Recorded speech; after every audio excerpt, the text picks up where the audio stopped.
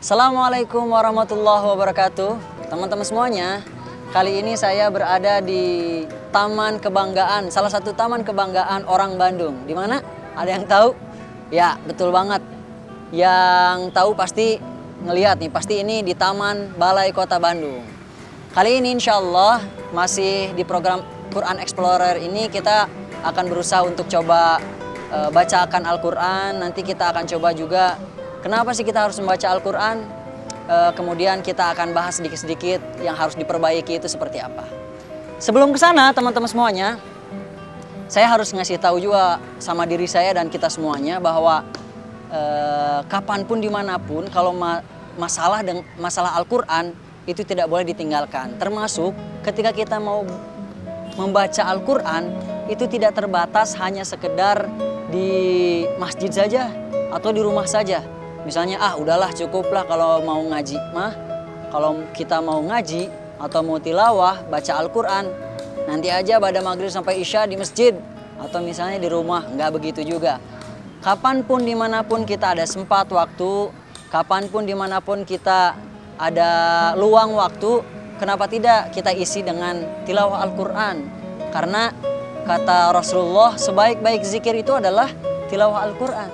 Ya, oleh karena itu kalau memang daripada kita GJ gitu ya, nggak jelas, hanya lihat-lihat status orang dan lain sebagainya, boleh sih. Medsosan boleh gitu ya, IG, Facebook boleh aja. Itu standar, saya juga melakukan hal itu. Tetapi misalnya kalau tambah selain misalnya ke medsos, kita juga lanjutkan ke tilawahnya Al-Quran. Dan kali ini teman-teman semuanya harus difahami bahwa kenapa kita harus kapanpun dimanapun ada waktu kita coba untuk tilawah atau baca Al-Quran. Karena jelas ya, Rasulullah mengatakan pahala dari membaca Al-Quran itu dahsyat, luar biasa. Kata Rasulullah itu begini, la aqulu alif lam mim harfun. Aku tidak mengatakan bahwa alif lam mim itu satu huruf loh. Jadi ketika kita membaca alif lam mim, kata Rasulullah itu bukan satu huruf. Tapi kata Rasulullah, walakin alifun harfun, walamun harfun, wa mimun harfun. Tetapi alif satu huruf, lam satu huruf, dan mim satu huruf. Sedangkan teman-teman semuanya, kata Rasulullah itu satu huruf saja kita membaca Al-Quran, beberapa riwayat mengatakan 10 kebaikan. Artinya ketika kita membaca alif lam mim, kita mendapatkan 30 kebaikan. Dahsyat. Bayangkan kalau misalnya teman-teman semuanya kita baca Al-Quran, tilawah Al-Quran satu halaman. Satu halaman itu bisa ribuan huruf. Dikalikan dengan 10 berarti 10.000 lah. Atau misalnya berjuz-juz kita baca bisa jutaan, berapa puluh juta, bahkan miliaran kita bisa dapat pahalanya Allah Subhanahu wa Ta'ala. Oleh karena itu tidak ada lagi alasan untuk tidak membaca Al-Quran karena pahalanya dahsyat, banyak banget. Baik, teman-teman semuanya yang ada di rumah, boleh silakan buka juz 30 kali ini. Silakan, sekarang tuh udah gadget banget lah. Teman-teman semuanya tinggal buka aplikasi Quran. Yang belum punya ya tinggal download dulu aplikasi Quran Flash. Silakan nanti di-download terus kemudian kita buka juz 30 surat pertama, surat An-Naba. Silakan simak bersama-sama ya. A'udzu billahi minasy syaithanir rajim. Bismillahirrahmanirrahim. Amma yatasaalun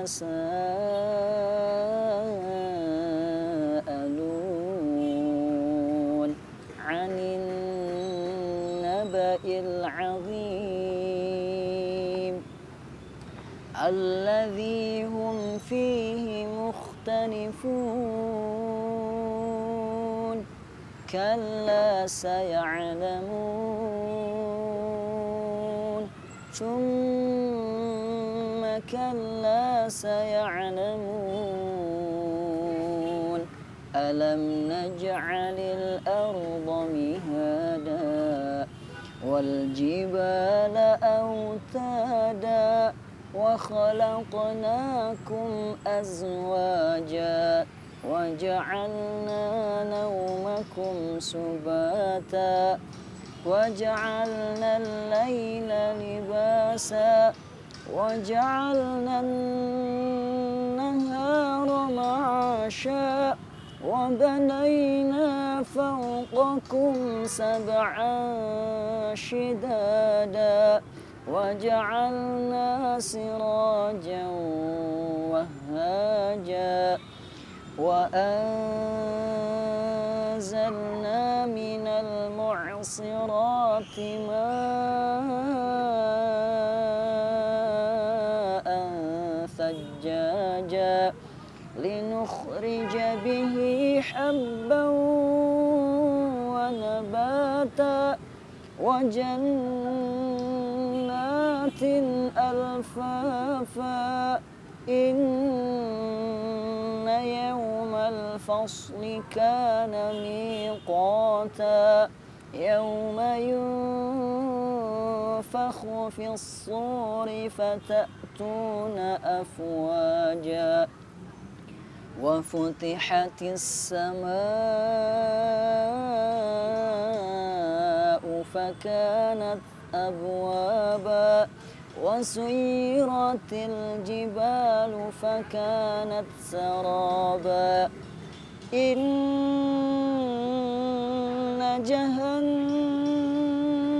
جهنم كانت مرصادا للطاغين مآبا لابثين فيها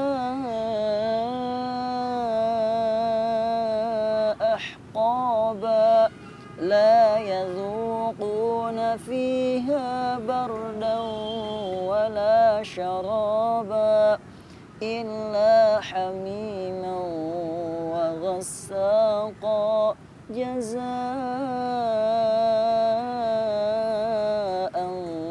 وفاقا إنهم كانوا لا يرجون حسابا وكذبوا بآياتنا كذابا وكل شيء أحصيناه كتابا فذوقوا فلن نزيدكم إلا عذابا إن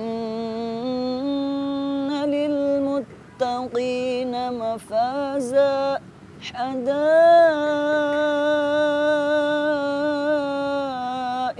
وأعنابا وكواعب أترابا وكأسا دهاقا لا يسمعون فيها لغوا ولا كذابا جزاء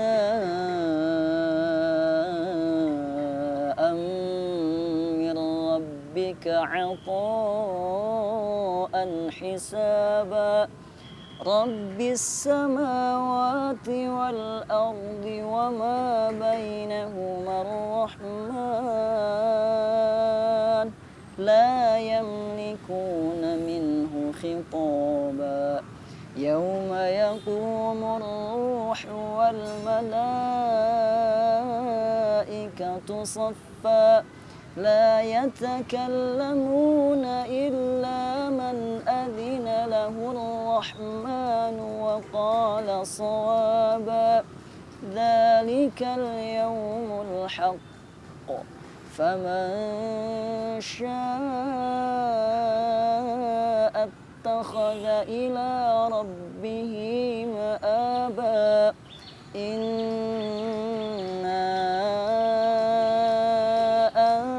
أنذرناكم عذابا قريبا يوم ينظر المرء ما قدمت يداه ويقول الكافر يا ليتني كنت ترابا.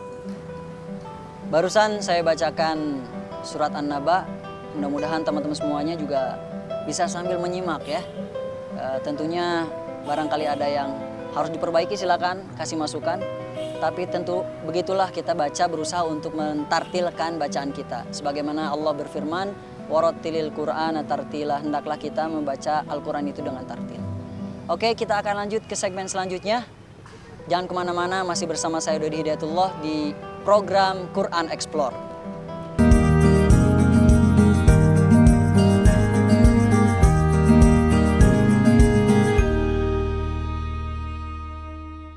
Sekarang kita coba untuk terus mengefektifkan waktu untuk terus kebersamaan kita dengan Al-Quran, insya Allah.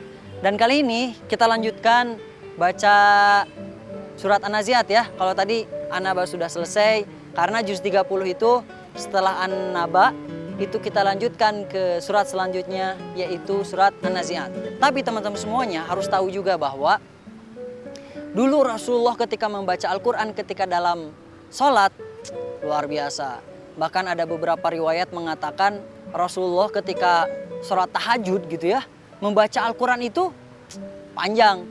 Ada sahabat Rasulullah, Huzaifah, pernah melihat Rasulullah sedang sholat tahajud saja. Ketika Rasulullah sedang sholat tahajud, Rasulullah ketika rakaat pertama katanya, beliau membaca surat Al-Baqarah.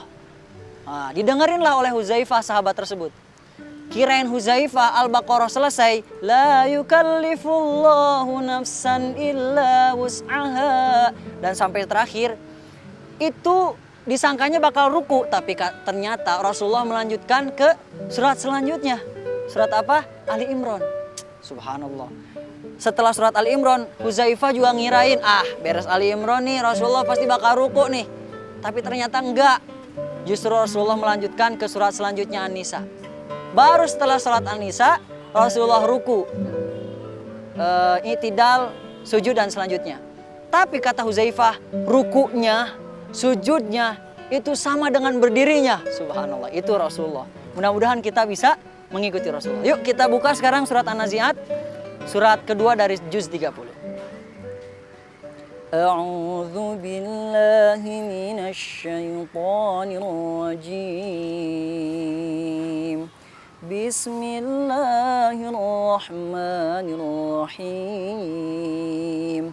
Wan-nazi'ati gharqa, wan-nashitati nashta, was-sabihati sabha, fas-sabiqati sabqa, fal-mudabbirati amra. Yauma tarjufur rajifah, tatba'uha radifah, qulubun yawma idzin wajifah, absaruha khashi'ah, yaquluna a'inna lamarduduna fil hafirah, أَإِذَا كُنَّا عِظَامًا نَخِرَةً قَالُوا تِلْكَ إِذًا كَرَّةٌ خَاسِرَةٌ فَإِنَّمَا هِيَ زَجْرَةٌ وَاحِدَةٌ فَإِذَا هُمْ بِالسَّاهِرَةِ هل أتاك حديث موسى إذ ناداه ربه بالواد المقدس طوى اذهب إلى فرعون إنه طغى فقل هل لك إلى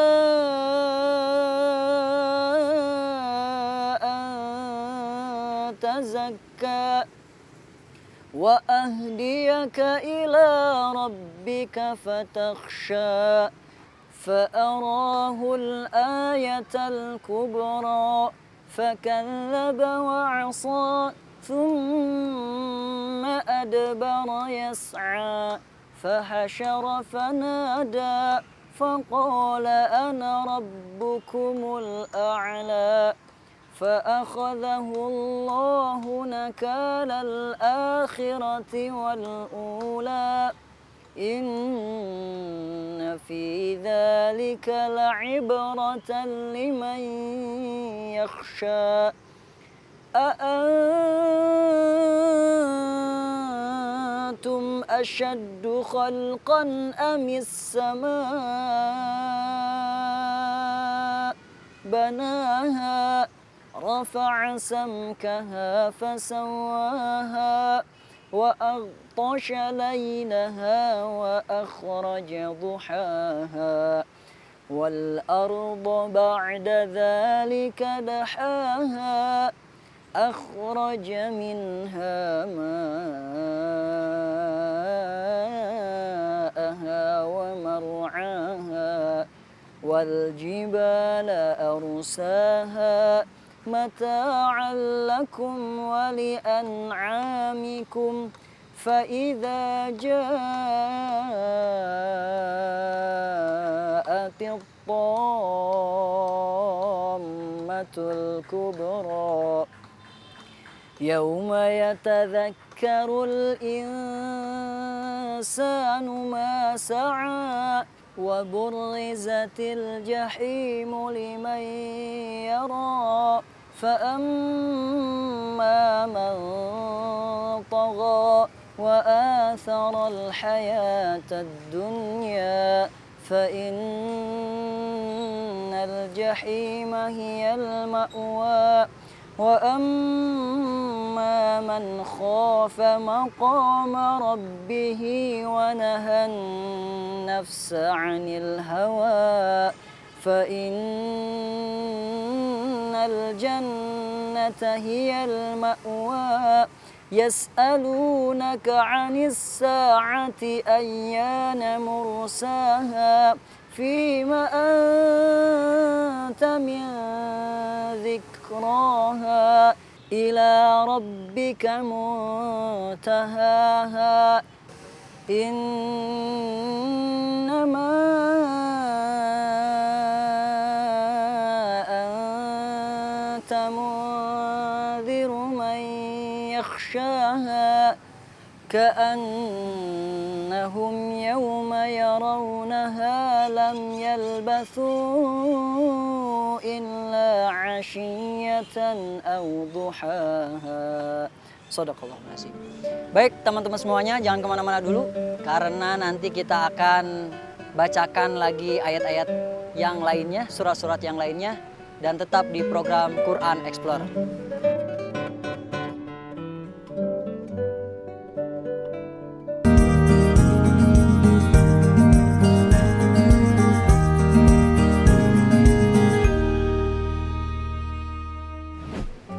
Lanjut di surat yang ketiga dari juz 30. Surat Abasa. Silakan dibuka bagi yang belum sempat membuka. Dan sebelumnya kita juga sudah baca surat sebelumnya dan sekarang kita buka surat Abasa ya. A'udzu billahi minasy syaithanir rajim. Bismillahirrahmanirrahim. Abasa wa tawalla an ja'ahul a'ma wa ma yudrika la'allahu yazzakka aw yadhakka فتنفعه الذكرى أما من استغنى فأنت له تصدى وما عليك ألا يزكى وأما من جاءك يسعى وهو يخشى فأنت عنه تلهى كلا إنها تذكرة فمن شاء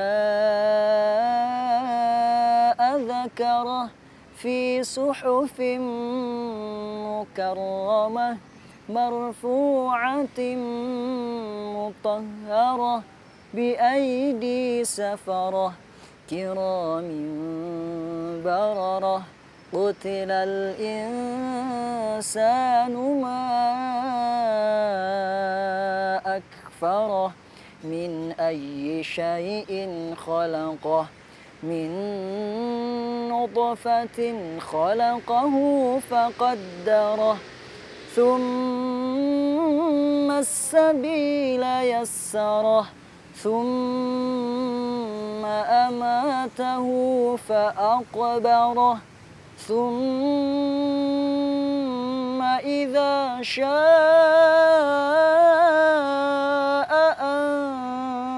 أنشره كلا لما يقض ما أمره فلينظر الإنسان إلى طعامه أنا صببنا الماء صبا ثم شققنا الأرض شقا فأنبتنا فيها حبا وعنبا وقضبا وزيتونا ونخلا وحدائق غلبا وفاكهة وأبا متاعا لكم ولأنعامكم فإذا جاءت الصاخة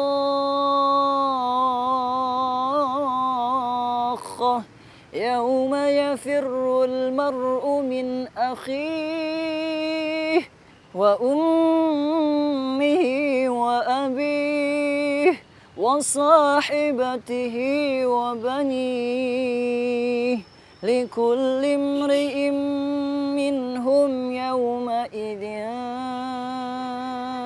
شأن يغنيه وجوه يومئذ مسفرة ضاحكة مستبشرة ووجوه يومئذ عليها غبرة ترهقها قترة أولئك